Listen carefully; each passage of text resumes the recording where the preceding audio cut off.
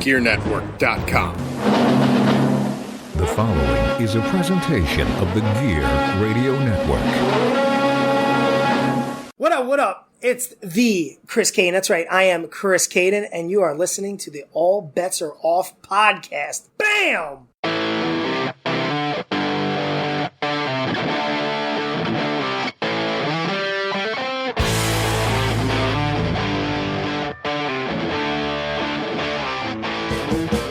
What's up, rock soldiers? This is the rock star Robbie Vegas with another brand new episode of the All Bets Are Off podcast. Happy Valentine's Day. And no, this is not a Valentine's Day episode. I am here today with Rysk, professional wrestler, designer, and human canvas. That's right, we talked to Joey Hamilton a few weeks back as far as an artist goes from Ink Master, but Rysk was actually a human canvas on Ink Master, so we're going to dig into that as well. Before we do, please make sure that you give us a follow on social media at ABAOPod across the board. So make sure you are doing that on Facebook, Twitter, Instagram, all of the above, or whichever ones you have. We greatly appreciate it. And of course, I do want to tell you guys, anybody who is in the area of Williamsville, New York, Western New York, there is a new wrestling academy opening up, MGMA. You can get in touch with me through the ABAO social medias, or you can, reach out to me directly on my social medias, and I will give you information. We are holding open tryouts February 27th. They will be 6 hours long, beginning at 9 a.m. $25 to try out, and if you decide to enroll in the academy afterwards, we will deduct that $25 from your enrollment fees. So make sure you guys are on the lookout for posters and flyers and things like that for the school. And now, I don't want to waste any more of your time, so let's get Rysk on the line.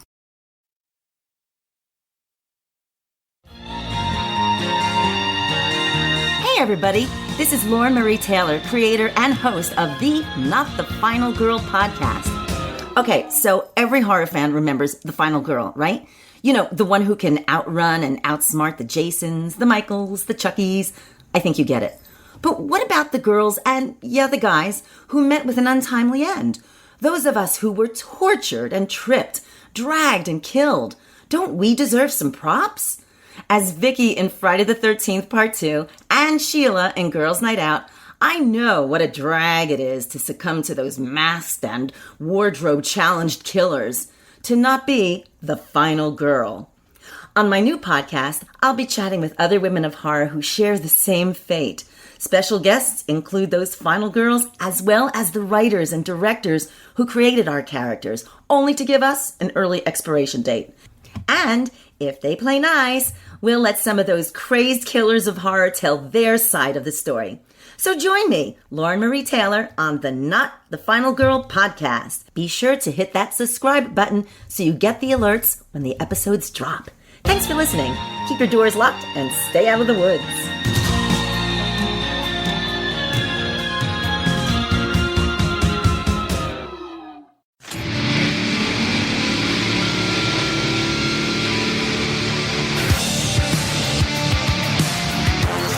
Rysk, man, welcome to the All Bets Are Off podcast. Chris Caden's been on 3 times now, so you got some catching up to do, but we appreciate you being here. Yeah, thanks for having me, man. I really appreciate it. Yeah, no problem. It's been a while. Yeah, I haven't seen you in years. We worked at one upstate show together, and I think that was it, if I remember correctly. Yeah. I've been out of commission for a while because of a back injury. So okay.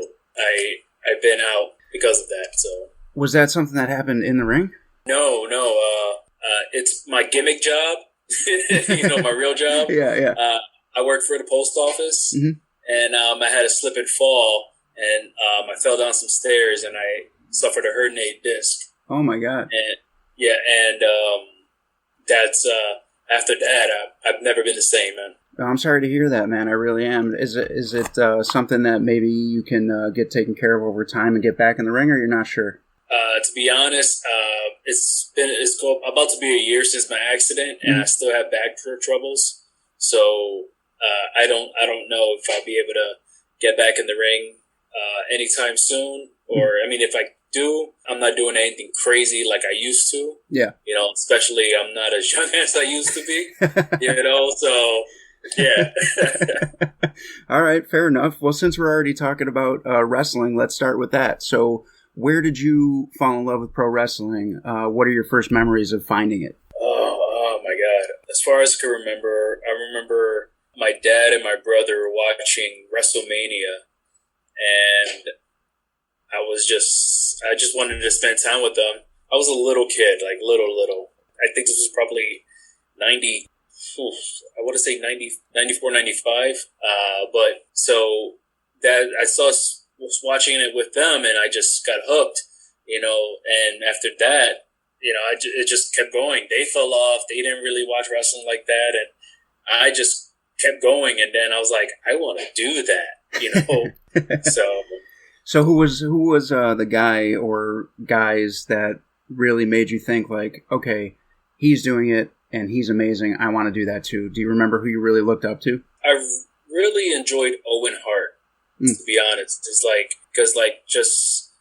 just the way he was, the way he worked in the ring, him, Shawn Michaels, Brett, the old school guys, Yeah. I grew up with all that. And then, Undertaker, man, is just the way he was. When I was a kid, I was scared of him, you know, because oh my God, and it's just, after that, it just grew and grew. So what year did you start training and how old were you? I started training when I was 16 years old, about 18 years ago.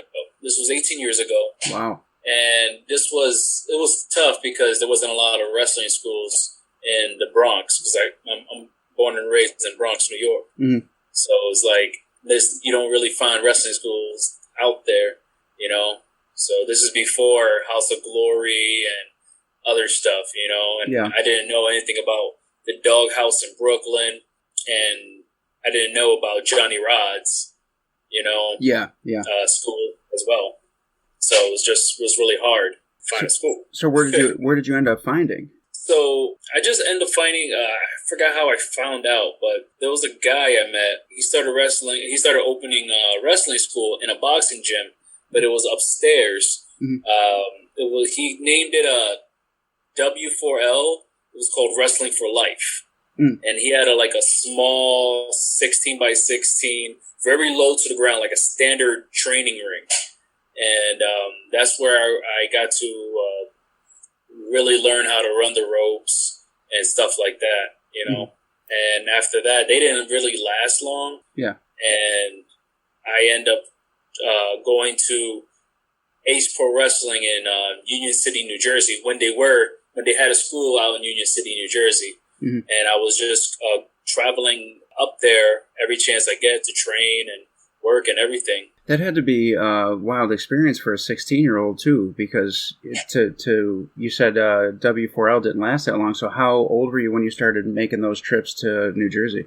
I was about, I want to say, it wasn't too long. I want to say it was about 17, 18. Okay. I really started making those trips because, I didn't really have, my parents didn't really care where I was going, unfortunately, as long as I wasn't getting arrested. Yeah, right. Again,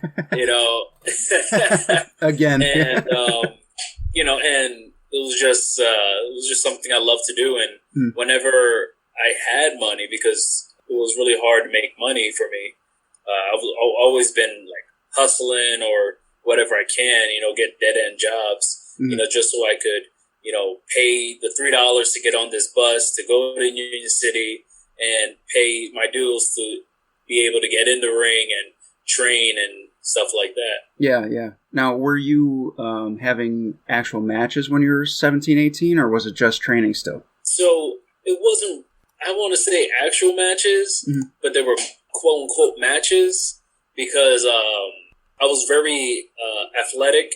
I could backflip, flip, and all this. And guys were booking me on shows. Mm-hmm. I really barely learned how to train. I'm still working, but they were booking me in shows. Yeah. Because they liked my look. They liked what I could do, and that was it. So, okay. And that's when I started, actually getting into matches, Yeah, yeah. So it was like a trial by fire. They started booking you, and you had no choice but to learn. Yeah, pretty much, and it was cool because I got I got to travel around, tri-state, all around New York, Jersey, PA, and I got to talk and learn from a lot of other guys, because when you're a young guy, you always like, moving fast. So they tell you, hey, slow down. Yeah. And, stuff like that. Yeah.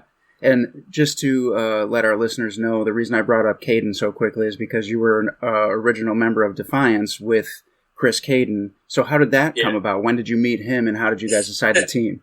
You're already laughing, so it must be good. I don't know if Caden told you about this story, how we met. I don't think he told you. So there was a guy we knew. He went by the name Diamondback. He lived out in Brooklyn, and this is when Caden was living in Brooklyn as well. Mm-hmm. And he was running his own shows and stuff. So then I met up with him because we had a show the next day. So I met him on a Friday night. I can't remember. It's been so long, but it was like a Friday night, and I got into a car, and Diamondback is like, "Hey, this is my boy Caden," and that's the very first time I met him. I'm like, "Hey, what's up?" Yeah. So then we go back to Diamondback's crib. And, Diamond, which was just bugging, like, we're young. We're like, I want to say early 20s. Okay. So, anyway, so fast forward, we're hanging out. Diamondback goes to get a booty call. So he leaves me and Caden in his house. And then I just end up, like, everybody who knows me, who's been on the road with me, knows that I'm a wild dude. So I just end up starting, like, I come out of Diamondback's bedroom. We're all on Zoom, like not Zoom, but like webcam, because we didn't have Zoom then. Yeah. And I come out of Diamondback's bedroom with just a towel on, nothing under, so Caden's like, oh my God, this dude is naked in your house, and this was actually around the time the video Two Girls in One Cup came out. Oh, okay. And there's a reaction video that all three of us did. It's on YouTube somewhere. Yeah. And that was the very first night we met. It was just a wild night. And from then, it was just, Kata and I just been on the road and, hanging out and stuff. And it's just been like that for years. That's awesome. That's awesome. And now, have you, obviously, Defiance has, like, morphed over the years to, it was you, it was Maximo, and H.C. Loke, and all these guys, so, like, you've all flown under that banner, but have you ever teamed with Maximo as well? Like, has it ever been you, Caden, and Maximo, or was it just you and Caden when you were in Defiance? So, Caden actually brought up the idea of us tag teaming, because for years we were just, facing one another. Okay. And then we came up, he decided, hey, let's team up. So we were coming up with different names and stuff, and it was, we were actually, originally we were going to go by the names The Saints. Okay.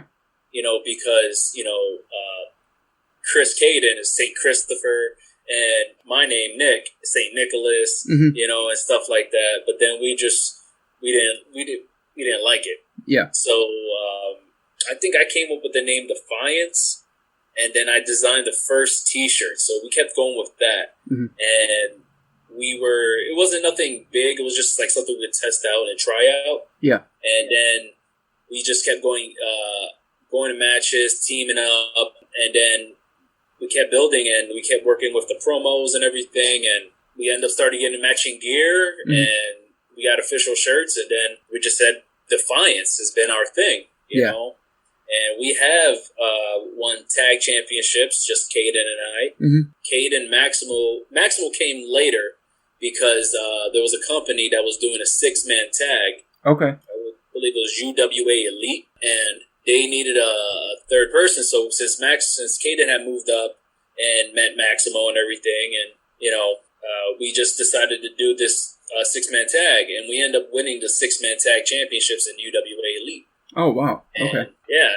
But unfortunately, at my time, I wasn't able to travel a lot because I did not have a car. I didn't really have money. So from those times, I kept, like, disappearing or not being able to make it from the shows. So that's when, like, Caden and Maximo started teaming up more and more together because they were always close, Mhm. you know. And Caden asked me, it's like, yo, is it cool that I had my Maximo keep using the Defiance name?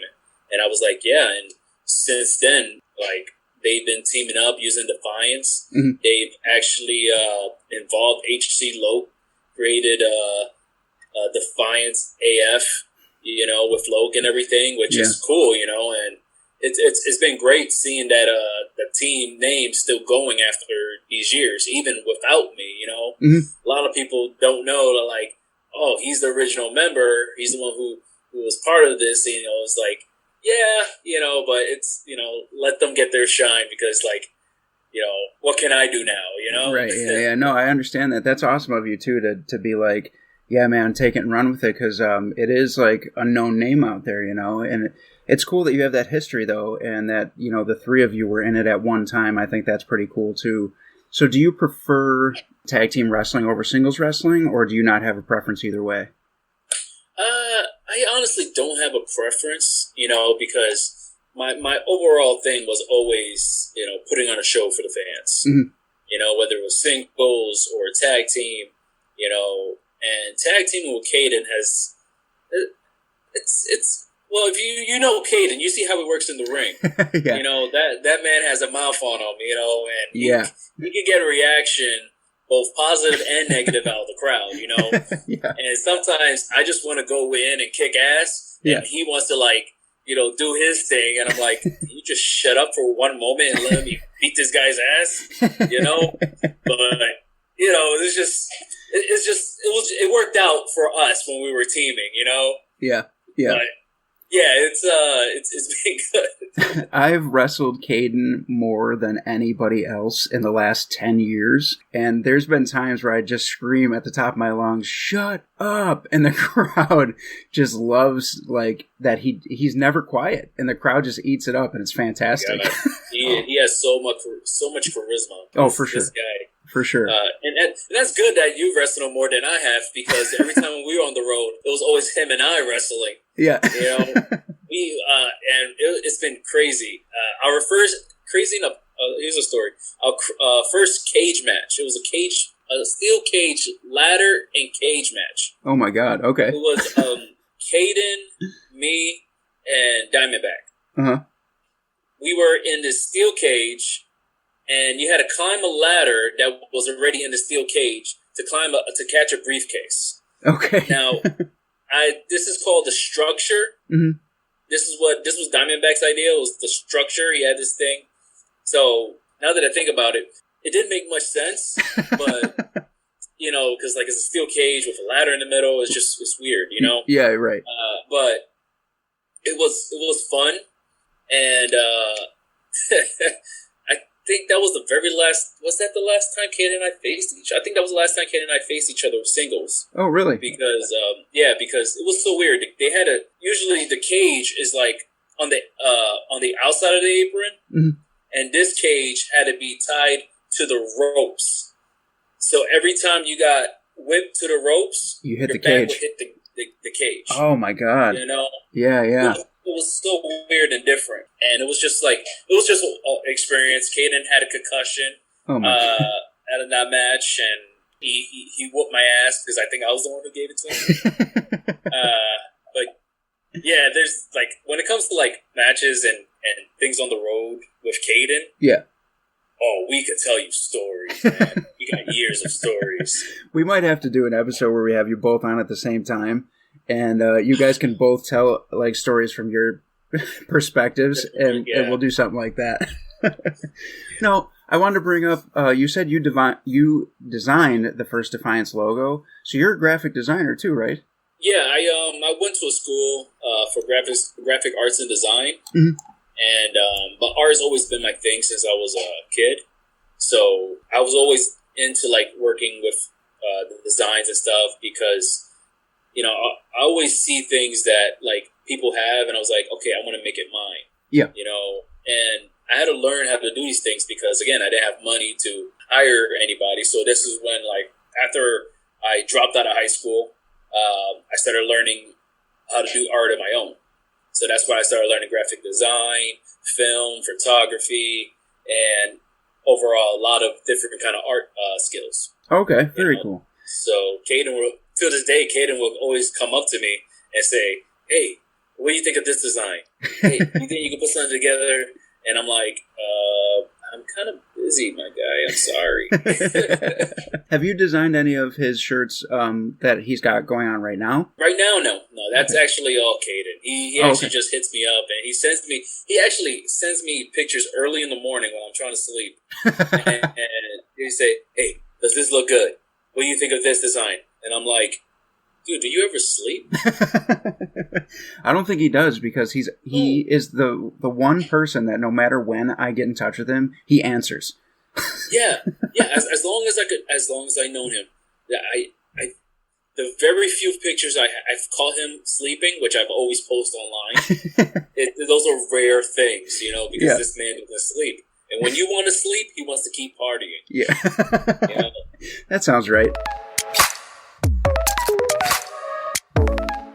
Hey, it's Misty and Liz with Talking Literature. We're sisters who don't know shit about literature, but we love to hang out and talk about the books we've read. You can find us on Facebook and Instagram at Talking Literature and on Twitter at Talk Literature.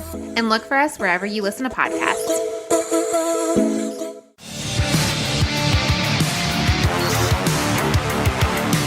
So I gotta tell you and the listeners, so this whole podcast came about because I'm sitting on my couch the other day, and I'm rewatching all the seasons of Ink Master. And I get to this one episode in season 5, and I go, let me text Caden real quick. And I go, yo, your buddy Nick, was he a human canvas on Ink Master?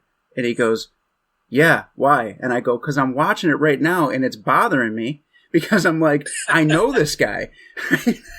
Yeah.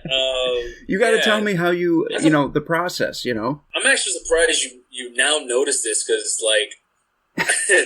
I usually like to share everything I do, because I'm always happy with things I get into. Yeah, of course. Well, I'm surprised you find this now after these years. I know.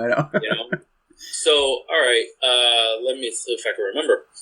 Okay, I was still living in New York at the time, and I remember seeing a banner on the TV while watching Ink Master saying, "Do you want to be a human canvas?" Oh, okay. So I sent in. I put in the link, because you had to go on the website, and I put in my information, and it tells you, you actually do everything. When was the last time you got tattooed? This and that, and where would you like to get tattooed?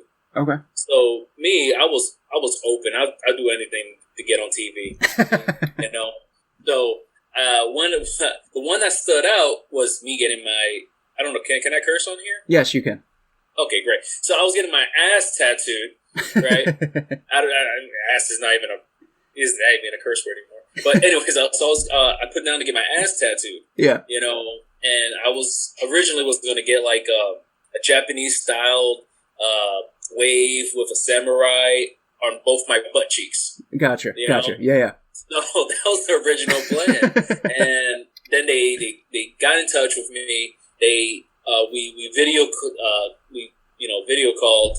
And again, before Zoom, video call, and they interviewed me there and everything, and they wanted me on the show to get my ass tattooed. So my ass is gonna be. I was like, oh shit, my ass is gonna be on worldwide TV. Everybody's gonna see it. Yep. So I ended up calling my brother and my dad, and everybody was like, yo, I'm the Ink Master. They're like, oh, what you getting tattooed? My ass. So after that, they get back to me a week later and tell me, hey, they scrapped the idea. We'll get back to you if something new comes up. So I was like, damn, I lost my opportunity. 2 days later, they call me and they're like, hey, do you have a relative that wants to be on the show to get a tattoo of another somebody or a portrait done? Yeah. And I was like, yeah, let me make a phone call and I'll call you right back. And I was at work at the time. And I end up calling my brother. And the first thing I told him, I was like, hey, do you want to be on Ink Master? And he goes, I'm not getting my ass tattooed. And I was like, no, it's not. No, we're not doing that no more. That's scrapped. So I told him that, and he was into it. Then I asked my pops, because that's what you see on the screen is my pops and my brother. Yes, yeah. And they were down. Yeah. So I told them, and I contacted casting, and I was like, hey, yeah, we're down. So after that, we reached out, and when they gave us the time and date to head to the studio, and we went right over to the studio, and it was nice. It was cool. We had our own green room, and with if you know me, you know how I am on the road and everything. I'm a character. My brother and my dad, we were making the producers laugh, and they were just saying, they were like, "Oh my god," they were like, "You guys need a show." And I'm just looking, and we're all three of us looking at him like, "Well, you're a producer, right?" Yeah, right. So, but yeah, so after that, we go in, and it was the first when you saw us come in on the show, to pick up the skull and the name. Again, we didn't know who we were going to get. Crazy enough, I kept saying, "I hope I don't get Jason. I hope I don't get Jason." I don't think I think I told him this. And I was like, because I remember last time he did a portrait, it didn't come out too good. Yes, he got eliminated on a portrait in season 3. Yeah. So he comes in, and we come in, and this is the very first time we're all seeing each other. Yeah. And we flipped it. We flipped the skull, and they gave us everything. And and I called Jason, and you saw his reaction. Mm-hmm. Then after that, we go to the back so they could set up. Yeah. And I'm in the back in the green room. I'm like, fuck. I got Jason. And everybody was like, well, what happened? And I explained to them, and they were like, oh, no. And then my father's like, well, he better not fuck up my face, because after you beat his ass, I'm going to beat his ass too, Yeah, right. Then we got to meet with them, and he was really, really, like, there's some parts that they don't put in the show. Yeah. But he was really trying to get me off getting my father's portrait on my ribs. Yeah, so I wanted to ask you about that because, a couple weeks ago we interviewed Joey Hamilton, who won season 3 and was a coach on season 12. And we talked to him about what goes on as far as what the cameras don't catch. But that was from an artist's point of view. So now I'm talking to you, who was a canvas, and they showed a couple times that Jason kept saying, like, the first thing he said is, "I don't want the ribs." And then he got you.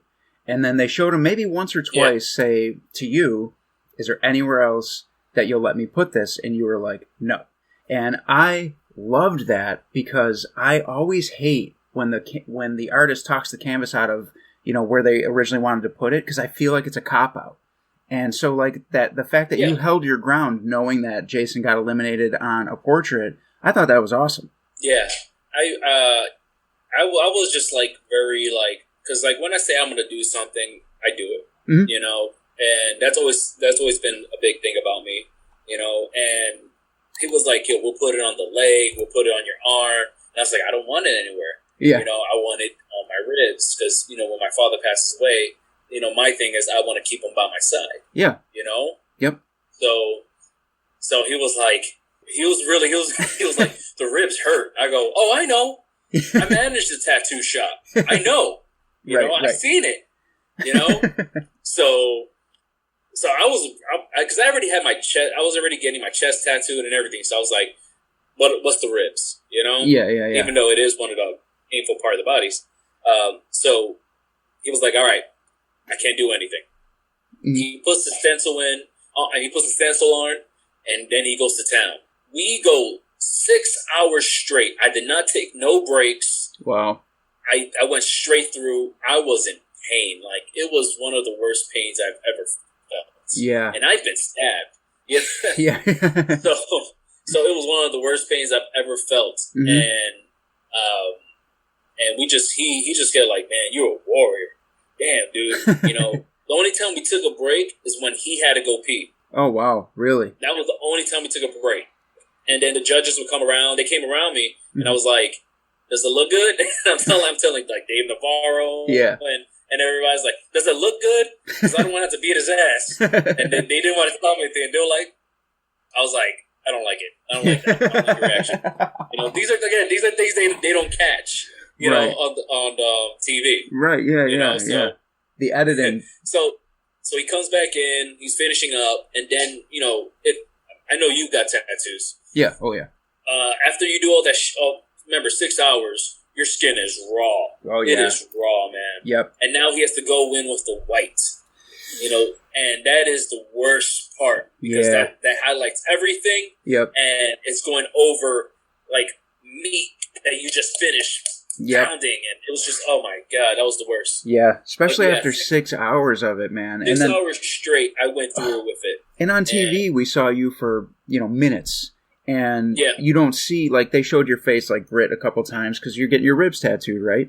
And, but other than that, you don't get the full effect of how bad it is, like, especially towards the end, like you were saying when he's doing the highlights.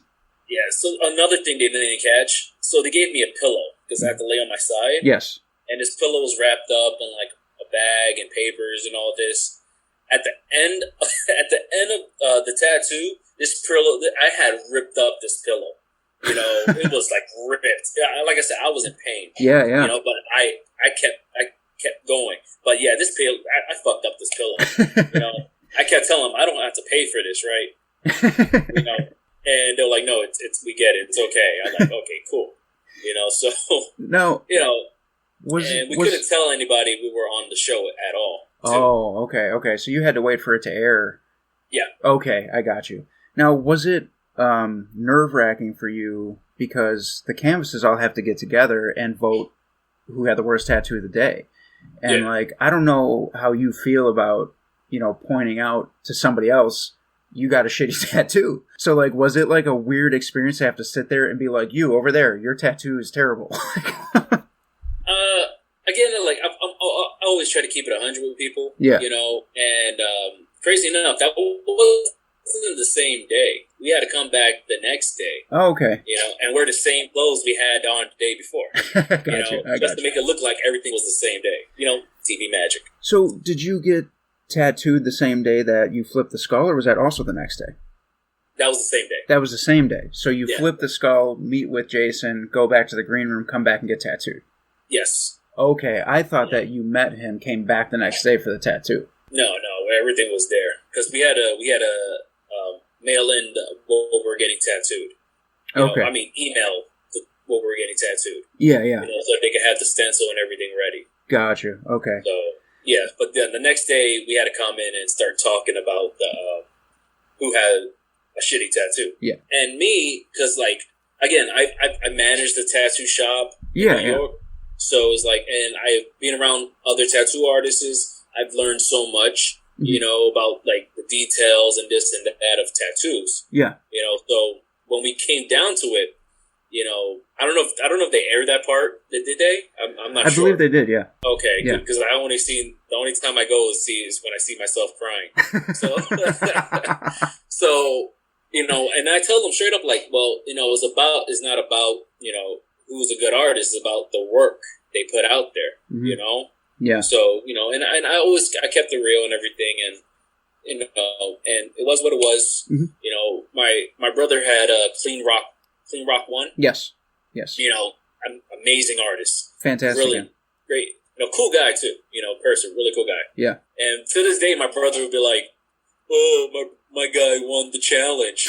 I was like, "My guy won the competition." Yeah. Right.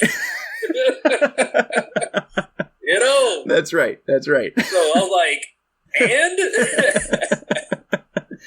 So, overall, though, you were afraid because of, like I said, Jason did lose on a portrait 2 seasons prior, but he did a great job with yours and ended up winning the whole season. So, I feel like he actually, this was like a redemption tattoo for him. Yeah. And he did, I honestly, to this day, I love it. Mm-hmm. My father tells me that this is his favorite tattoo out of my brothers and I. Yeah. So, we know who the favorite is now. So, but, and I hate it because, my father, every time I go to a beach or something, before I can take off my shirt, my father's like, hey, shows his friends every time, lifts up my shirt, and I say, boundaries, Dad, boundaries, So, and now, that is in TV history forever and part of Jason's history forever, so that's pretty cool. Yeah. And I might have to reach out to him because I need a touch up. Because he told me, hey, free touch ups for life, with his work. I was like, okay, Reach I'll out. hold you to it. Reach out, man. We're going to have him on the show too, and I'm going to be like, so guess who I talked to? Remember your portrait redemption? He'll tell you how it is. Right. He's a cool guy. It's really cool to hear the canvas perspective, because like I said, when talking with Joey, hearing everything that went on in season 3 from an artist was just so like you said, TV magic, right? So seeing it from your point of view too was equally as cool. But before I let you go today, though, I want to curve it back to wrestling real quick. Favorite opponents over the years? Favorite opponents? Oh my God, man! I worked with a lot of awesome guys. I want to say Fala. Mm-hmm. If you know Fala, he's now on Impact TV. We worked together one time at a company called B2W. Okay. And that guy, man, he is awesome, man. He is an awesome worker, And that was, mind you, this is years ago. Yeah. Fala, Caden, Caden, of course, because Caden trains his ass off. Yes. Yeah. And, oh my God, I'm trying to remember everything. Because, again, 18 years, man, it's just, I've been doing this. Oh, yeah. Remember everybody. I got to say Fala, Caden, and Maximo. Nice. Because Maximo, that, honestly, like I said, Maximo and Caden, man, these guys, they put all their heart into it, Mm-hmm. And I've been working with those guys for years, There's nobody else I honestly wouldn't trust with my life. If I had to do something crazy, then it would be with those guys, Yeah. And I second that, by the way. yeah, so, yeah, honestly, I always tell them, you guys should be on TV, man. You guys should be, here and there. Because I did the Ring of Honor tryout some years ago, and I told them, you guys should have been here, man. Yeah, they would have been perfect for that. Oh, yeah. Speaking of Maximo and trusting people with your life, quick story for you. I'm in a match with Maximo and Caden. It's a tag team match. And I had faced them a million times. But this time, they wanted to do this new finish. And it was a package pile driver. And it was going to roll me, from the package pile driver over his head into, a modified suplex from Caden, right? Yeah. And I'm going, Max, I'm a lot taller than you, bro. This pile driver. And he's like, no, I got you. I'm like, Max, please. I'm 6'1". I don't know about this pile driver. He's like, bro, trust me. He's like, Bubba, have I ever let you down? I'm like, all right, we're going to do this thing. Nails it. Didn't feel a damn thing. Finish. Yeah, sorry, I'm breaking kayfabe right now and telling everybody. Boom, whatever. But I get back to the locker room, and he just looks at me, and I go, all right, you can hit me with it whenever you want. No, I tell you, I always make fun of Maximo because of this, because I was like, yo, what's so thick thighs he has? A lot of people don't know it. Maximo got some thick thighs. He hates when I mention it. Like, yo, he could get it. Yeah. Dude, I'm telling you though, I'm sweating bullets. And I've faced them both a million times, but I've never taken his package pile driver until that day. But for whatever reason, in my head, I'm like, bro, I'm tall, man. I'm tall. And he's like, it doesn't matter. I got you. I'm like, no, I'm 6'1", bro. And he's like, trust me. I mean, I think I'm heavier than Maximo, and he gave me a brain buster. So, and I was fine. Oh, yeah. And that just goes to show they're so crisp, they're so safe, and they're fun. So yeah, exactly. That's why I always tell them, you guys worked names. You guys are amazing, For sure. And I always tell them, I always try to tell them the things I know, because I think I've been wrestling longer than Caden, actually. Oh, really? A little longer than Caden, yeah. Okay. So it was and I had my fair share. I did trial matches in front of Jim Cornette at Ring of Honor. Mm-hmm. I've done so much. I've been on TV in Puerto Rico for wrestling. I've won. I was it for the NWA Junior Heavyweight Championship. Oh wow! There's a lot of things a lot of people don't know about me. That's wow. That's awesome. Until I get on these podcasts or interviews. Yeah, right. And they're like, "Oh wow, really? What?" I was like, "Yeah." I've been on TV a few times actually. I've worked with a lot of guys that are in AEW and Impact now. Okay. Yeah. So it was just I have stories, and I could tell you everything. Yeah. So it's but you might need a longer podcast for this. I really do want to have you guys on at the same time, though, if you're down to come back. Yeah, man. I'm always down. You know, just gotta catch me in my good times. Yeah, right. Of course. All right. So here's a question for you. As far as guys that you look up to in a business, give me your 4 wrestlers, your Mount Rushmore of professional wrestling off the top of your head. I want to. All right, off the top of my head. Yep. Owen Hart, Eddie Guerrero, Chris Jericho, and I know I'm going to get flagged for this, but Chris Benoit. That's a great lineup. Yeah. And you know, it's you probably will get some flack for it from some of the listeners, but honestly, dude was great. Yeah, honestly, like in the ring, amazing, phenomenal. Yeah. What he did, terrible, piece of shit. You know, but like you can't take away what he did in the ring. You know, that man, amazing. He's a big part of history. I actually have his autograph still somewhere. Oh, wow. Yeah, I have it put away because I don't know. I'm like, I don't know what to do with it, but I'm going to keep it. I have an action figure, and I don't know what the hell I'm going to do with that. Because I'm like, I don't think anybody's...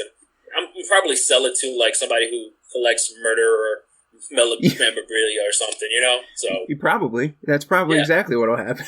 I mean, usually, you know, somebody's out there buying something, you know? Right. If women could, you know, make money selling panties, hey, buy this killer off me. That's right. Yeah. All right, so the last thing I want to leave this on is for you to plug your social media. Where can people follow you? How can they get in touch with you if they need design work? I know you said you're pretty busy, so I don't know how backed up you are, but like, just throw everything out there, man. All right, you guys can find me at Wrestle Inc. That's the word wrestle and Inc. INK, all one word. You can find me on Instagram, YouTube, and that's mainly all of it because I don't be on social media like that. All right, cool. And my TikTok. Got to get that in there. That's the big thing now. Yeah, that tickety talk. I go by my artist name, Nick Artisan. You know, so if you guys want to look me up, also on Instagram, Nick Artisan. You know, so yeah, if you guys ever need artwork done, anything, signs, you know, whatever the art is, I could most likely do it or try to. All right, perfect, man. Well, again, thank you for doing this, and I will definitely look forward to having you and Caden and maybe even Maximo all on at the same time. We'll see. We'll see if we can coordinate 4 guys. Oh my God! Good luck with that. You're gonna need like at least a 4-hour slot. That's true too. Because we're gonna have some stories, and there's gonna be a lot of bullshit. That's true. We'll work it out, but I appreciate it, man. Thanks again. Yeah, no problem, man. Take it easy. You too.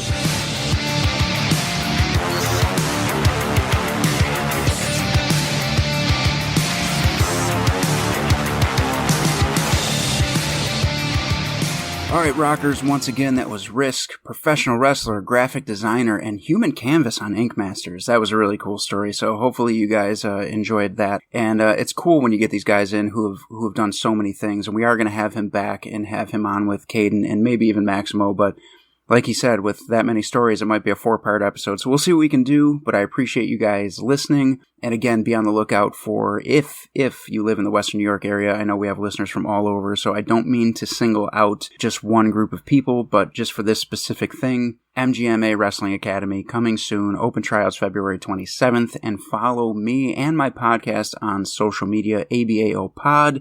And if you're following me on Twitter, it's Robbie_Vegas_ or my Instagram, which is Robbie_Vegas_ official. So give me some follows and we will catch you guys next week.